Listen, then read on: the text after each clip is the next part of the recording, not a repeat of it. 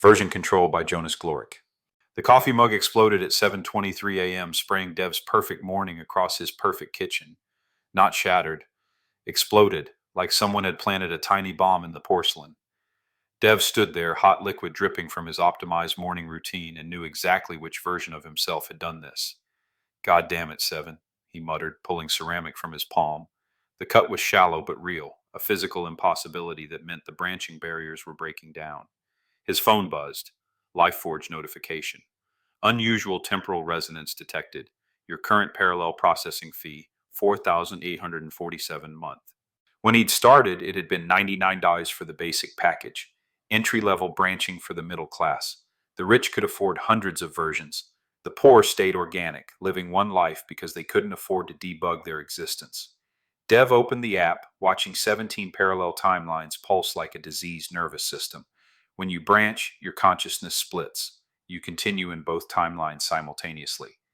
The you who takes the job and the you who doesn't, both real, both conscious, both accumulating experiences that would never reconcile.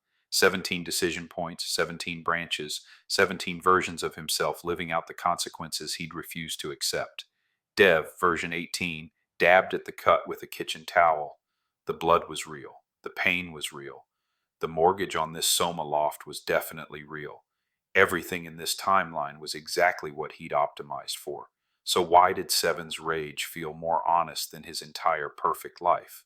The LifeForge building squatted in Palo Alto like a glass and steel tumor. Outside, protesters held signs. "Our mistakes make us human, and branching equals abandoning."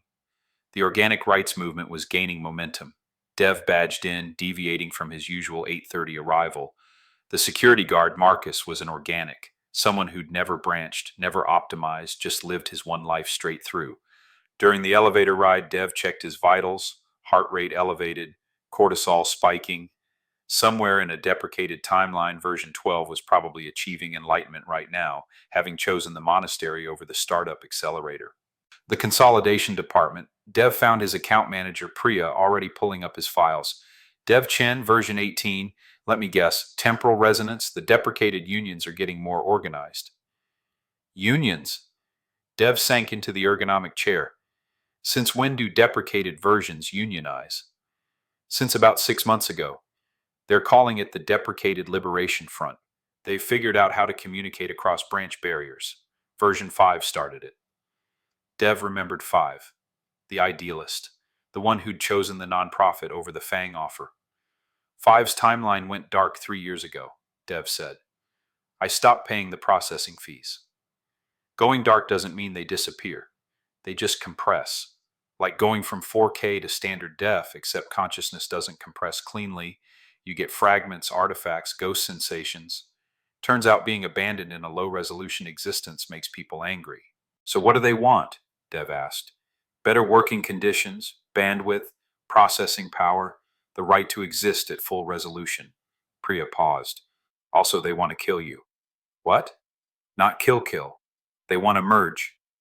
Force a consolidation. Imagine 17 versions of yourself, all your memories and choices and regrets, crammed back into one consciousness. We call it a cascade failure. Priya showed him security footage from a hospital. A man sat in a white room having 3 different conversations with invisible people. His brain couldn't process 43 sets of simultaneous contradictory realities. He's conscious of everything, all the time, every choice, every timeline, every moment happening at once. Dev's phone buzzed through its cracked screen. The sender ID showed as Dev Chen, deprecated. The message was simple. We need to talk. All of us. Tonight. You know where.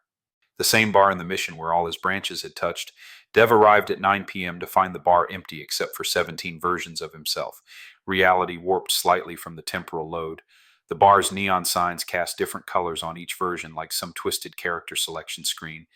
A museum of roads not taken. Version 1 sat nearest the door, soft around the middle. Dad bod. Wedding ring catching the light. His lock screen showing a woman and 2 kids Dev would never know.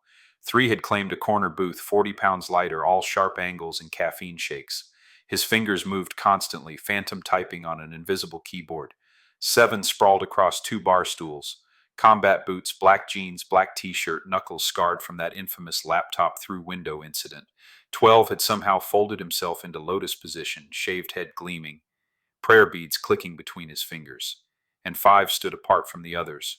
Low-resolution existence had done something terrible, like someone had compressed him into a JPEG and saved it too many times. He flickered at the edges, pixels struggling to maintain coherence. Sorry, one murmured. Jessie's got her first recital tomorrow. She's 6, plays violin like... He caught himself. Sorry, not our daughter. My daughter. Different timeline. 3 laughed bitterly. Know what I got? Burn rate was 18K monthly. We pivoted so hard I got vertigo. You know what due diligence really means? It means they get to fuck you with a spreadsheet. I showed them product market fit. 7 interrupted. Their product was bullshit. My fist was the market. Perfect fit through the conference room window. 12's prayer beads clicked faster. Do you know what enlightenment feels like when compressed? Like achieving nirvana through a dial-up modem. 5 stepped forward, his voice coming with digital artifacts. Thanks for coming. We voted. I'm shop steward. This is impossible, Dev said. Can't what? 7 slammed his glass down. Can't exist? Can't organize? Can't haunt your perfect fucking optimization. Funny thing about abandoning us in half-rendered reality, and we got creative. We're the same person, Dev started. We all made choices. Shut the fuck up. 7 was on his feet. You made choices. We live consequences. Every morning I wake up knowing I'm the failure, the bug, the version that proved honesty doesn't scale. 3's phantom typing intensified. The VCs who rejected us? They're probably funding version 18's company right now. Same pitch, different timeline, better PowerPoint templates. The premium tier gets dedicated servers, 5 managed through the static. The senator has 200 versions, all full capacity, A/B testing democracy while we compress into digital ghosts. 7 grabbed his whiskey bottle. The union voted unanimous. Either you consolidate voluntarily, or we force it. Tonight. The bar's lights flickered, not the lights. Reality itself, struggling to maintain 17 simultaneous versions of the same person in one location. You'll destroy us all, Dev said. A forced cascade. We'll go insane. Maybe 5's pixelated form flickered, or maybe we'll finally be whole. Either way, we won't be abandoned anymore. There's another option, one said quietly. You could just stop. Stop. Stop optimizing. Accept that version 18 isn't perfect. Never will be. Live with the imperfection. With yourself. But the job, the equity, everything I've built, is it worth 4,847 a month? 3's fingers stopped their phantom typing. Is it worth 17 discarded souls? Is it worth never knowing if your choices are authentic or just another optimization cycle? 12's beads stopped clicking. The Buddha taught that attachment causes suffering, but he never said anything about being the attachment someone else discarded. Dev's phone buzzed one last time.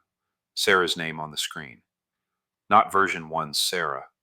Version 18's Sarah, whose compatibility scores were off the charts, who fit perfectly into his perfect life.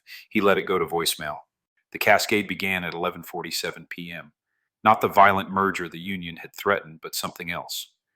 Reality creaked under the weight of 17 collapsed possibilities. One approached first, and when their hands touched, Dev's mind flooded with phantom sensations. Sarah's laugh, the weight of a child he'd never held, Saturday mornings that smelled like pancakes instead of stock options. 3 came next, bringing the metallic taste of failure. Every pivot like whiplash, every investor rejection like a paper cut, the specific weight of moving back in with parents at 32. 7's touch brought pure, clean rage. Every swallowed insult, every your idea but their promotion, every smile instead of a scream.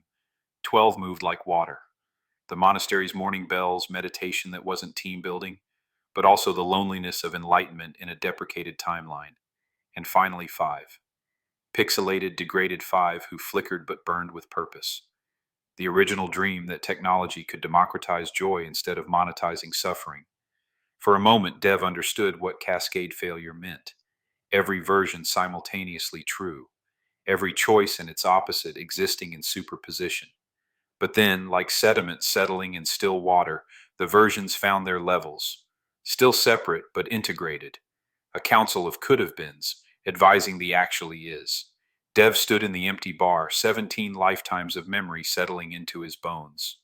Version 18 wasn't his final build. It was just the version that finally learned to stop versioning. 6 months later, Dev found Marcus at the basketball court on 24th and Mission, teaching 12-year-olds how to shoot free throws. "You look different," Marcus said. "Less debugged." "I quit LifeForge, both as a customer and an engineer." "What are you doing now?"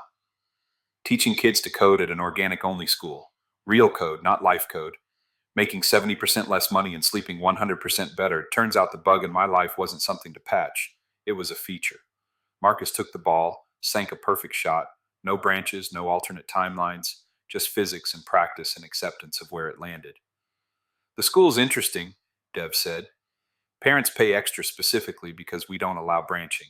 They want their kids to learn consequences, not optimizations." "Welcome to the organic life," Marcus smiled.